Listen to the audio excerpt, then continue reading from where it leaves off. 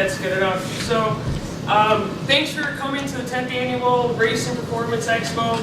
It's a pleasure to be here. Thank you for taking the time out of your day today to come to the Motorsports Marketing Seminar.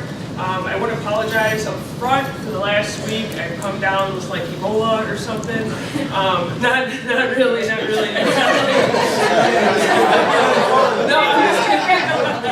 I'm kidding. I just got like a bad cold.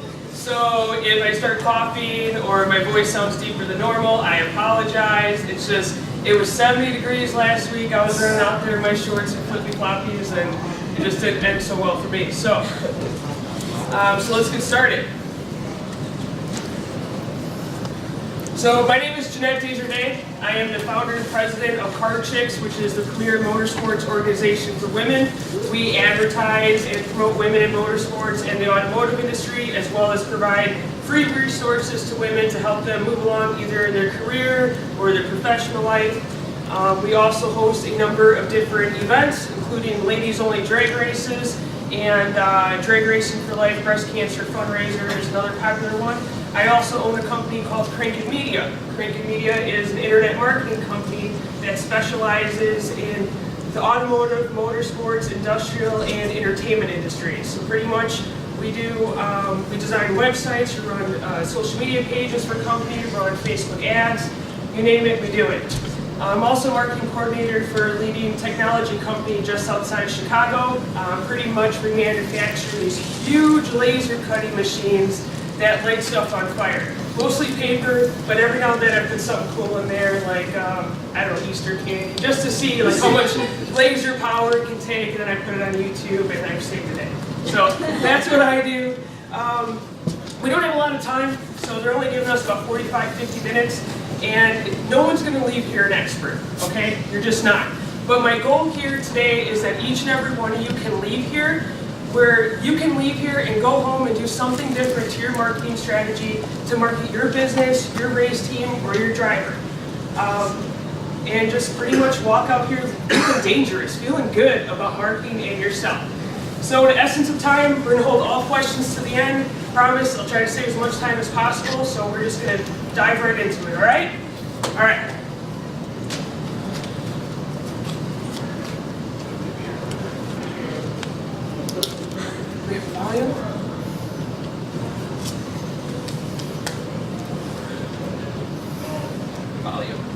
Volume.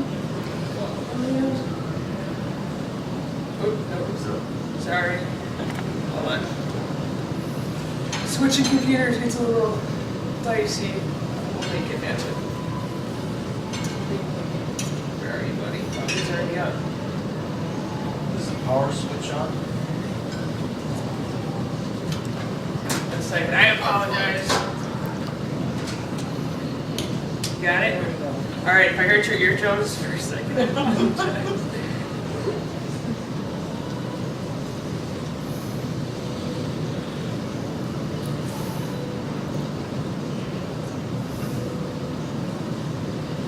This computer's too older on this video. Alright, so unfortunately I'm not going to run the video because it's just too old, and on this laptop it's going to be painful. But pretty much I talk about all these amazing statistics about social media and to get you excited. One of the things, like some of the statistics where more people own mobile cell phones than toothbrushes. I mean, that's kind of scary. I mean, did you brush your teeth today? Because I know I did. We all thank you in the room, alright? Another surprising statistic is that, so desktop usage versus smartphones and tablets. In about 2013, picture this graph, and it's going like this, okay? And so mobile usage has surpassed desktop. Nobody's on their desktops anymore unless you're at work working that 9-to-5 job on Facebook, which is probably not what you're supposed to be doing. So most people are using their cell phones and their tablets, and they're searching and they're making purchases. So those were some of the important statistics, as well as the human attention span is now shorter than the one of a goldfish. Goldfish is about 8 seconds. Human attention span right now is about 7 seconds. Okay, so those are some of the statistics in this video that will not play right now, and I sincerely apologize. Anyone that wants to link to the video after the seminar, take my business card. I'll be happy to send it to you. Okay? So marketing isn't just one thing.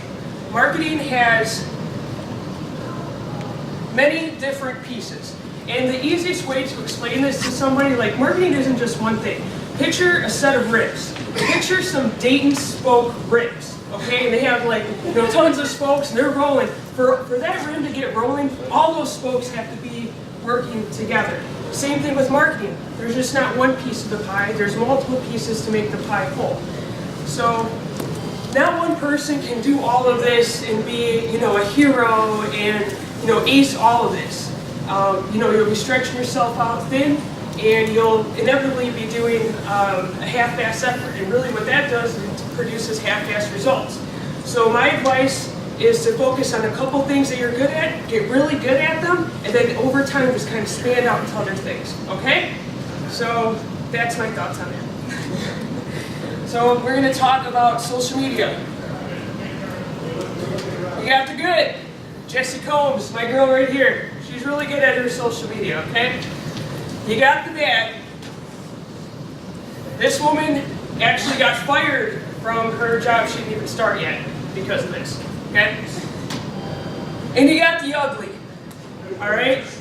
And, like, wow, why does it have to be this way? Because it is, okay? This is the way it is. Your behavior and your attitude on the track is just as important as it is off the track, okay? In the world of social media, the world that you live in today, people are always watching.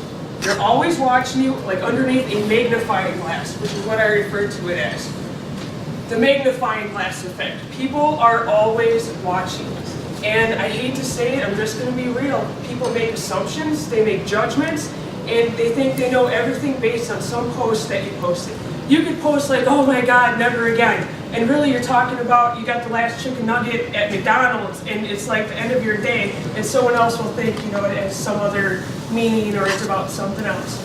So I understand, technology and social media, it's a blessing, but it's a curse at the same time. It's a blessing because it is such an easy way for us all to connect with people with similar interests all over the world.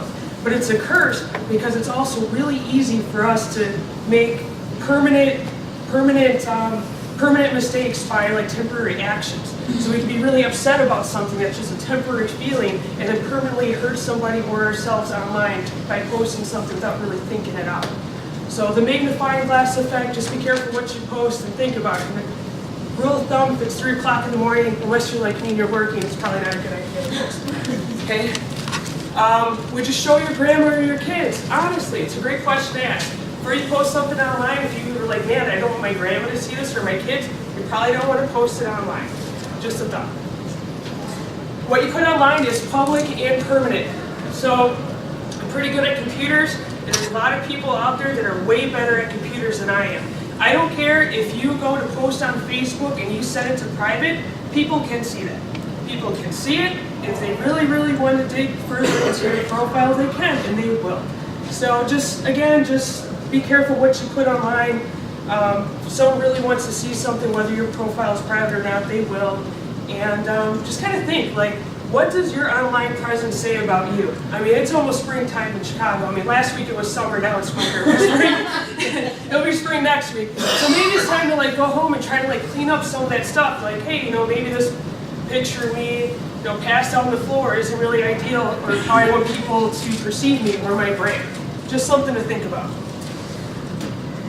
So again, we don't have a lot of time, so I'm going to really focus on Facebook, Instagram, and Twitter. That's what I like to use. That's what I think we're good at. There's some other ones that are great honorable mentions on here. Just however, in the essence of time, we can't cover them all. So I'm going to go through like some of the top questions I'm always asked. What's the difference between my personal page and my brand page on Facebook? Okay, this is my personal page. So this is where, I'm on there, I can friend people, you max out about 5,000 friends, and you can't really run ads. I mean, it's cool, and it's easier to add people than to be discovered. I guess you could also be discovered too, but it operates a little differently. And a couple years back, what I saw was a lot of people were like, you know what, screw it, I'm not going to have a brand page. Why? It takes forever to have, you know, thousands of people like my page. I'm just going to use my personal page as a business, because then I can just like people instead of people liking me. Terrific! Problem solved. I'm a master marketer, right? Well, Facebook caught on to that, and then they shut down all those people's profiles. No warning, they took all their pictures, all their friends, everything's gone, say bye-bye. And have you ever tried to call Facebook? You're not getting a hold of anybody. They don't care about your story. So that's one of the main differences. The brand page, so this is a brand page. This is, if you're gonna have, you know, your race team, your driver, your business, your company, you want a brand page. And there's so many great benefits to having a brand page. One of them being is all the data. Data is key. All the data that you can get from a brand page. So yes, you can't go and like people, and you can like pages, but people ultimately have to discover you. They want to be a part of your page, your business, your network, your in-crowd, right? So they like you. So it takes a little bit longer to build an organic following, meaning non-paid for. The other thing good about the brand page is that you can run ads. The ads, they do work. You can tailor them to different demographics, people with certain interests, things like that. We'll get into that a little bit later. The other thing is, yeah, just pretty much the data. I mean, you can make so many decisions on how to change your marketing strategy based on the data. The data also comes in handy when you're trying to get sponsors and build sponsorship proposals, and we'll touch base on that a little bit later. Am I going too fast? Okay, good. So again, brand page versus the group page. Jeanette, what do I do? I got a brand. Do I have a brand page or do I have a group page? So here are some of the biggest differences. Excuse me. Before I hack up a little bit, guys. So again, the brand page. I guess the easiest way to look at it is the brand page. You, the brand, is in control of the information. Okay, so all day I could do, you know, Chix says this, Chix this, Chix whatever. I am in control of the information. On the group page, it's not like that. The group page is more of like a forum. The group page is more of like the private group for your coworkers. Okay, there are some bigger group pages where they're actually kind of huge, like Chicagoland petrol heads. So these guys all day, there's like 300,000 strong of them in this group. They just like, hey, look at this car I found in Chicago. Every now and then there's one in Australia. I don't get it, but whatever. So they, like, no one is really, like, the people are in control of the information, just like a forum, like Yellow Bullet, I said Turbo Bullet. I meant that, not Turbo Bullet. So everyone's in control. The other thing that's kind of neat about the group page is that I can share files. So this is actually a real group page for my official Chix members. So if any of you guys request to join it, you're going to be denied unless you're actually in the calendar. But we can work on that. But I can share files with them. Like all of our vendor lists, like say I get a new update of the vendor list, instead of emailing them all, I can just update the file right in here and they get the newest vision. And they can share different files with me, and we do polls. So that's kind of nice. The one thing that's a downside about this is that you do not get any data. I can't tell you that like the demographics, like male versus female, locations, interests. I can't tell you which posts work better in here, whether it's photo, video, or text link, but I can tell that in the brand page. So you get no data on here. So people ask, which one should I do? Well, you know what? We do both, because we figure out how to work both. But if you want to grow your brand or your business, I recommend doing the brand page. This isn't going to grow as fast. It's just not. The brand page will. Okay?